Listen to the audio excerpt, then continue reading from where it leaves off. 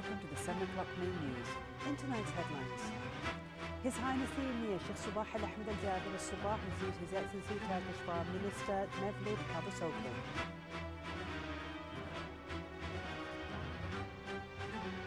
The so-called Islamic State releases more than 200 mostly elderly civilians in northern Iraq who had been held for months. Ukrainian troops launch an attack on Donetsk airport, retaking territory from rebel separatists.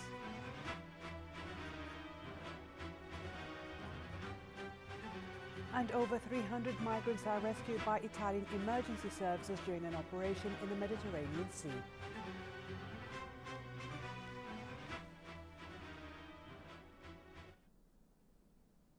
His Highness the Emir Sheikh Sabah Al-Ahmed Al-Jaber Al-Sabah received at Saif Palace this morning His Highness the Crown Prince Sheikh Nawaf Al-Ahmed Al-Jaber Al-Sabah.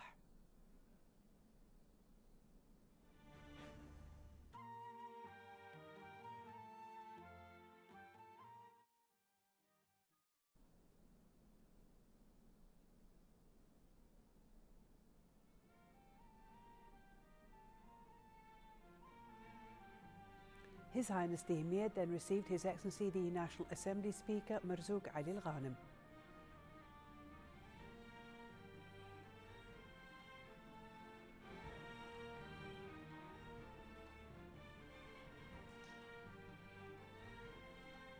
His Highness the Emir later received His Highness Sheikh Jaber Al-Mbarak Al-Hamad Al-Sabah, the Prime Minister.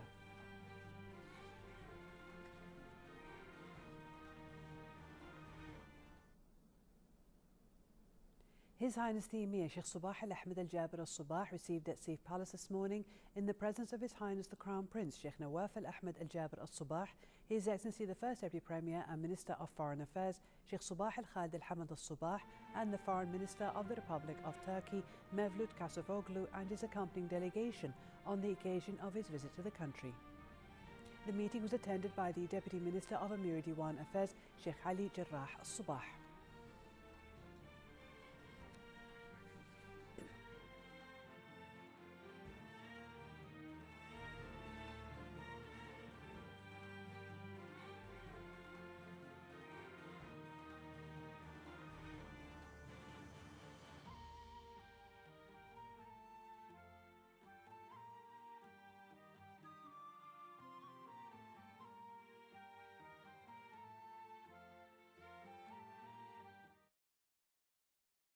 His Highness the Emir Sheikh Sabah Al-Ahmed Al-Jaber Al-Sabah received at Saif Palace this afternoon Dr. Fahad Mohammed Al-Rashid.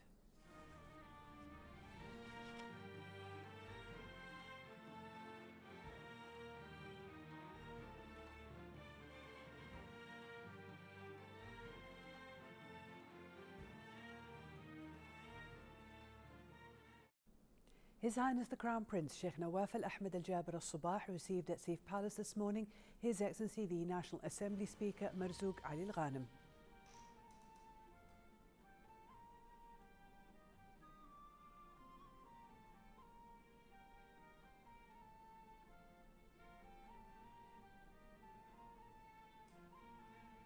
His Highness the Crown Prince then received His Highness Sheikh Jaber Al-Mbarak Al-Hamad Al-Sabah, the Prime Minister.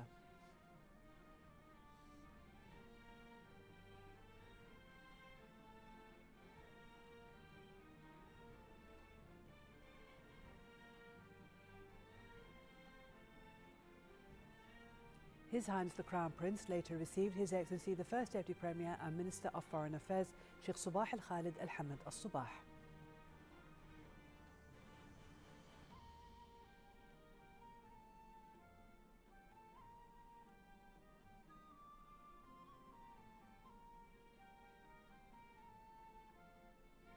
His Highness the Crown Prince also received His Excellency the Deputy Premier and Minister of Interior Sheikh Mohammed Al-Khalid Al-Hamad Al-Sabah.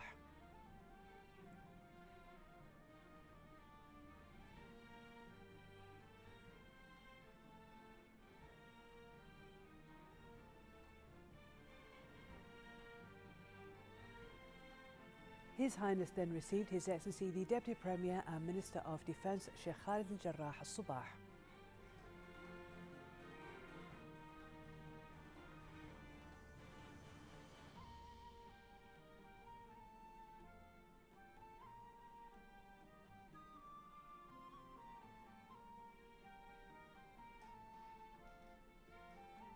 His Highness the Crown Prince later received His Excellency the Deputy Premier and Minister of Commerce and Industry, Dr. Abdul Muhsin Mid'ij al-Mid'ij.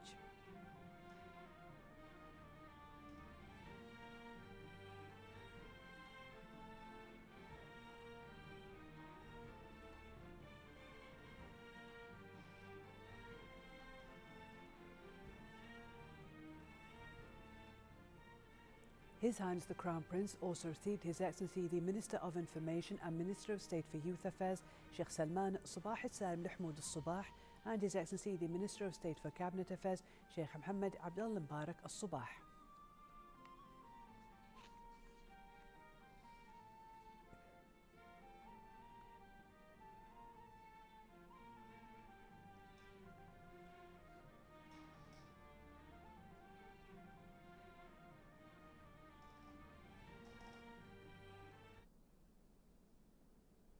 The National Assembly Speaker Marzouk Ali Ghanem received at his office today the Foreign Minister of the Turkish Republic, Mevlut Cavusoglu, on the occasion of his current visit to the country.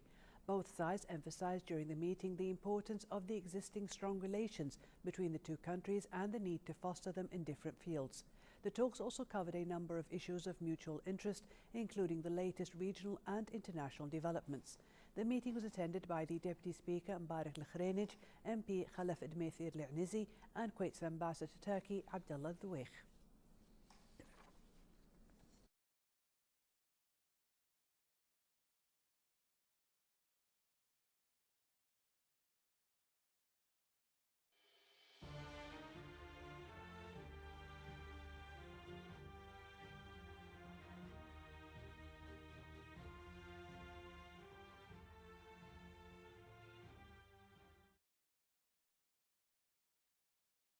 His Highness Sheikh Jabir Mbarak Al-Hamad Al-Sabah, the Prime Minister, received at Saif Palace today in the presence of His Excellency, the First Deputy Premier and Minister of Foreign Affairs, Sheikh Sabah Al-Khalid Al-Hamad Al-Sabah, His Excellency the Foreign Minister of the Republic of Turkey, Mevlut Cavusoglu, and his accompanying delegation currently visiting the country. The meeting was attended by the Director of Europe Department at the Foreign Ministry, Ambassador Walid Ali Likhbezi, and the ambassadors of both countries.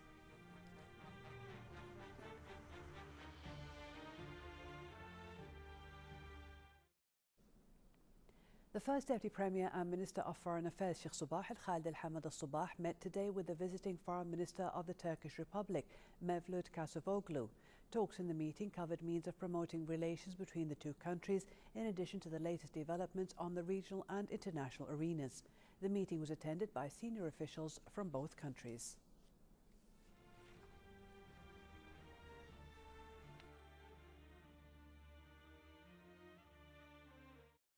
The First Deputy Premier and Minister of Foreign Affairs, Sheikh Sabah Al-Khalid Al-Hamad Al-Sabah, said the current visit to Kuwait by the Foreign Minister of Turkey, Mevlut Cavusoglu, constituted an added value to the distinct relations between the two countries. This came in the speech which was given with the First Deputy Premier and Foreign Minister, opened during the joint press conference with the Turkish Foreign Minister following their official meeting today. He added that the diplomatic relations between Kuwait and Turkey, which started 51 years ago, witnessed the exchange of many visits by officials from both sides and contributed to the boosting of their relations. He said the current visit by Mr. Cavusoglu will certainly add another force to the existing relations and cooperation. Sheikh Sabah Al-Khalid said that he and his Turkish counterpart held official talks on ways of expanding cooperation and partnership in various domains and the prospects of upgrading those relations in the economic and commercial fields in particular. He pointed out that Turkey enjoyed an important position as an economic partner to the State of Kuwait, as the trade balance between the two countries reached this year $600 million, showing a 150% increase since 2010. The First Deputy Premier and Foreign Minister said Kuwaiti private sector's investment in Turkey reached $2.5 billion in different areas, while Turkey is being considered as one of the major destinations for Kuwaiti tourists. He added, "We have also conducted extensive talks about different issues of mutual interest, including the major problems on the regional and international arenas, which are currently the scene of important developments and events, and which call upon us to conduct close consultation."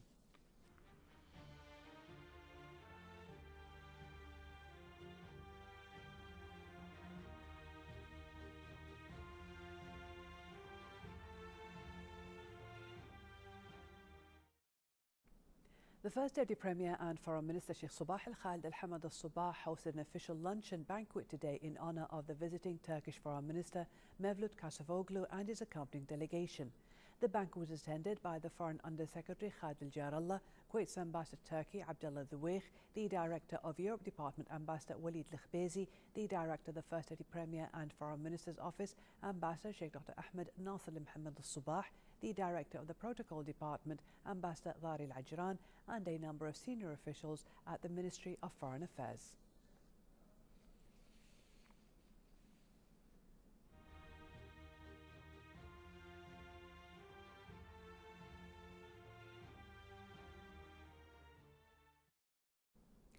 Israeli forces have levelled Palestinian lands in the south of Bethlehem City in the West Bank ahead of possible settlement expansion in the area. More on the following report by Fatma Abdul Karim from Ramallah. To the southwest of Bethlehem City lie the two towns of Al-Khadr and Hussan, where agricultural lands in between, owned by a Palestinian expatriate woman, was levelled by Israeli authorities and forces, which confiscated the piece of land 1 year ago. The Israeli authorities claimed the land was state land when confiscated it. It is nearly 3 dunams and is surrounded by the apartheid wall and an Israeli-controlled gate. They drove into the land and uprooted all the trees that were inside the walled piece of land. The land was planted with citrus and olive trees, and they leveled it to the ground and turned it into bare land. Palestinians protested what they called the theft of their land, day after day and year after year. They call on the international community to protect their lands and property from the legalized attempts by the Israeli civil administration and the army, while also avoiding attacks by settlers in the area. However, Palestinians from Al-Khadr and Hussan are worried that this land leveling comes with the aim to expand nearby settlements. The targeted piece of land is located in what is known as the Gush Etzion settlement block, which is a large block of nearly 1/4 of Bethlehem's area. It is in the area that Israel plans to make part of Grand Jerusalem. The Palestinian Authority says its last resort is to take the matter of illegal settlement expansion to the International Criminal Court, which decided on Friday to start an initial investigation into possible Israeli war crimes in the Palestinian territories. Palestinians are waiting for new results to come out of the ICC's initial investigation towards a possible condemnation of Israeli practices against Palestinians. And they are also waiting for protection of civilians under the attacks of the Israeli army and what they call the army of settlers. Fatma Abdul Karim, Kuwait TV, Ramallah, Palestine. The so-called Islamic State militant group has freed at least 200 civilians in northern Iraq. The 200 civilians crossed out of IS-controlled territory and were received by Kurdish officials near the city of Kirkuk. Almost all of those released were elderly or unwell. An early estimate of their numbers was put at 350, but later reports said there were about 200 in the group. Civilians were directly taken by Kurdish Peshmerga forces to a health center for treatment.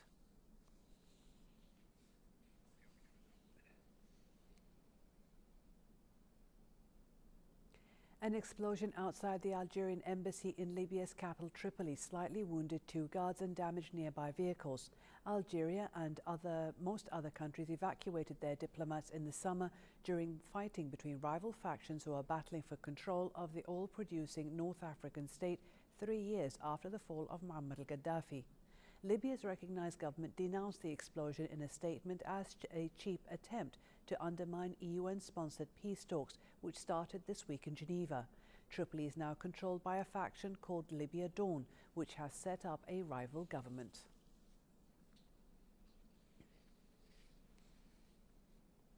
Ukrainian government forces say they recaptured most of Donetsk airport today after intense fighting over the strategically important site that's been a focus of combat since the conflict began last year. A military spokesman said 4 Ukrainian servicemen were killed and 32 were wounded in the past 24 hours. He said the advance of troops at the airport doesn't violate the Minsk truce because Ukrainian forces cleared rebels from their side of the disengagement line. The government's capture of the airport rekindles the prospect of all-out war in the former Soviet Republic. More than 4,800 people have died in a 9-month conflict which has poisoned Russia's ties with its former Cold War foes.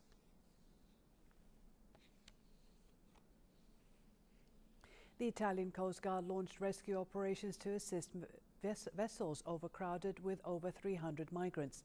The first distress call came via a satellite phone saying a boat was in difficulties off the Libyan coast. A Coast Guard vessel intervened and took on board 237 migrants.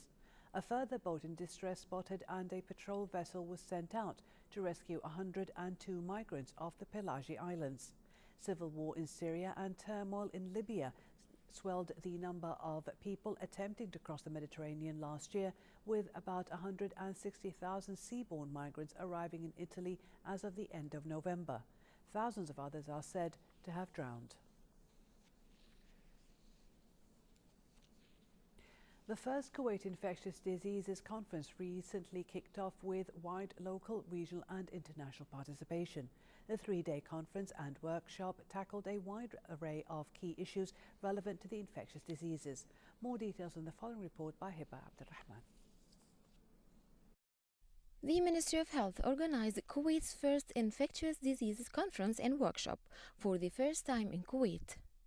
The head of the Infectious Diseases Awareness Raising Committee at the Ministry of Health, Ghalia Al-Mtiri, underlined Kuwait has made inroads in controlling and eradicating most of the infectious diseases such as polio, tetanus, diphtheria and others. She added that thanks to the execution of the impressive vaccination program and the World Communicable Diseases protocols, Kuwait has managed to control many of these diseases. Among the issues that the conference tackled, the latest in studies and approaches in dealing with the hepatitis C and HIV viruses, the management and infections in immunocompromised patients and healthcare-associated infections, and emerging and re-emerging infectious diseases. Meanwhile, the Director General of the Executive Office of the Gulf Cooperation Council Health Ministers Council, Dr. Tawfiq Khoja, said that the emerging infectious diseases are causing much concern toward countries, especially in the GCC states, due to its threat to the public health. He noted that the recent period has witnessed the outbreak of a number of deadly infectious diseases, such as coronavirus, different strains of bird flu virus, and Ebola virus. Khoja shed light on the measures taken by the GCC to deal with the spillover of such viruses, especially the most dangerous one, the Ebola. He lauded the high level of cooperation and coordination among GCC countries in countering such threats to the public health. From the Regency Hotel, I am Hiba Abdurrahman reporting for English News.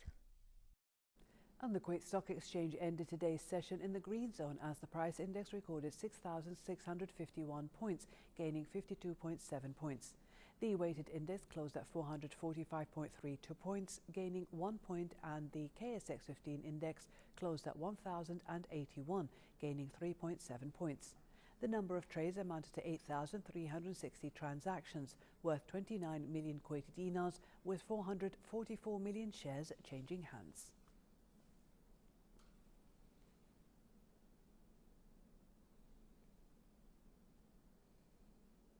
For a chance to see our reports again, please visit our YouTube channel at MOI Kuwait News. And to recap tonight's news, here are the headlines once again.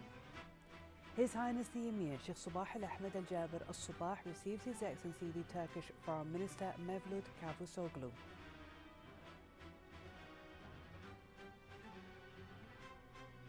The so-called Islamic State releases more than 200 mostly elderly civilians in northern Iraq who had been held for months. Ukrainian troops launch an attack on Donetsk airport, retaking territory from rebel separatists.